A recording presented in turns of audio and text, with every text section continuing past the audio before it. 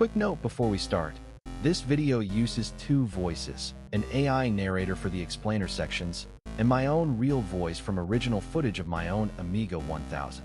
Here's the story of the machine that started it all. And if you stick around after this video wraps up, I'll show you exactly how it was made, script, code, and all. I just want to show you guys how an original Amiga 1000 looked from the This is the Amiga 1000. Released in 1985, it wasn't just Commodore's first Amiga. It was the machine that proved a home computer could do things no one had seen before. Under this case sits a set of custom chips that rewrote what home computing could look like. Let's open it up and find out exactly how it worked. At the heart of the machine is a Motorola 68000 processor, clocked at just over 7 MHz. It's a hybrid design, 32-bit internal registers, but a 16-bit external bus, giving it far more headroom than the simple 8-bit processors most home computers relied on at the time. So I'm gonna let this thing go. It's an Amiga 1000. I have a lot of retro computers, but here's something unique to this exact machine. When the Amiga 1000 launched, its operating system ROM chips weren't ready in time. So instead of booting from ROM like every Amiga after it, the 1000 loads Kickstart from a floppy disk into a special area of memory called the Writable control store, RAM that acts like ROM once the system code is loaded into it. Boot a real ROM-based Amiga, and Kickstart is just there.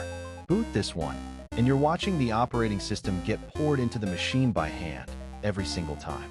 Separate from that Kickstart memory, the stock Amiga 1000 shipped with 256 kilobytes of chip RAM, the shared pool the CPU and every custom chip can all reach. A daughter board under a cover in the front of the machine could expand that to 512 kilobytes, and external side expansions pushed it further still. All of it had to be divided between the operating system, your programs, and whatever graphics and sound were running on screen. The floppy drive is built right into the case, a single internal 3.5-inch drive on the right side. What's detachable is the keyboard. It connects over a coiled phone-style cable and tucks underneath the machine when you're not using it, more like a real workstation than a home computer. funny thing, if you want to look in here, you see that? It's all the signatures of, I guess, all the people who developed. And inside the case is something no other Amiga ever had. Molded into the top cover are the signatures of the team that built it. J. Miner, father of the Amiga, and the paw print of his dog Mitchie, among the rest of the original engineers, left there like a piece of art signed by its creators. Meet Paula, one chip handling 4 channels of true stereo sound, 8-bit sample playback, running independently of the CPU. Real instruments, real samples, in stereo, years before most PCs could manage a single tone through a beeper. Denise and Agnus make up the graphics half of the chipset, working alongside a 4th chip, Gary, which handles address decoding for the whole system. Screen images are built from bitplanes, separate memory layers that combine to select each pixel's color. Stack enough of them, and you get 32 colors from a palette of 4,096. Later Denise revisions add extra Half-Brite, doubling that to 64, though some of the very earliest Amiga 1000 units shipped before that mode existed at all. And hold and modify mode tricks the hardware into showing all 4,096 colors at once, faking a photograph on a machine with 1/4 of a megabyte of memory. Agnus hides 2 more secret weapons. The Blitter copies and moves blocks of graphics directly in memory without ever touching the CPU, the engine behind smooth scrolling and animation. And the Copper rewrites hardware registers scan line by scan line, in sync with the screen being drawn, building gradient sky bars and effects no software alone could touch. And the original Amiga had a memory card as well.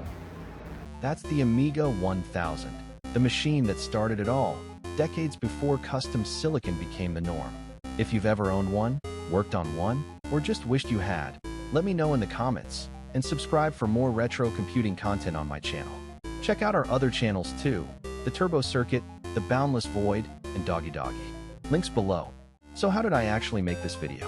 It started with the real machine, filming my own Amiga 1000, popping the case and pulling reference photos of the board and the memory expansion.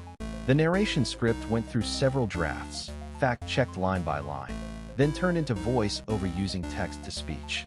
Every diagram you just watched, the CPU card, the memory comparison, the Bitplane stack, the Blitter and Copper panels, isn't a drawing. It's a small web page, plain HTML, CSS, and JavaScript, animated frame by frame and captured through a headless browser, like a tiny custom-built animation engine.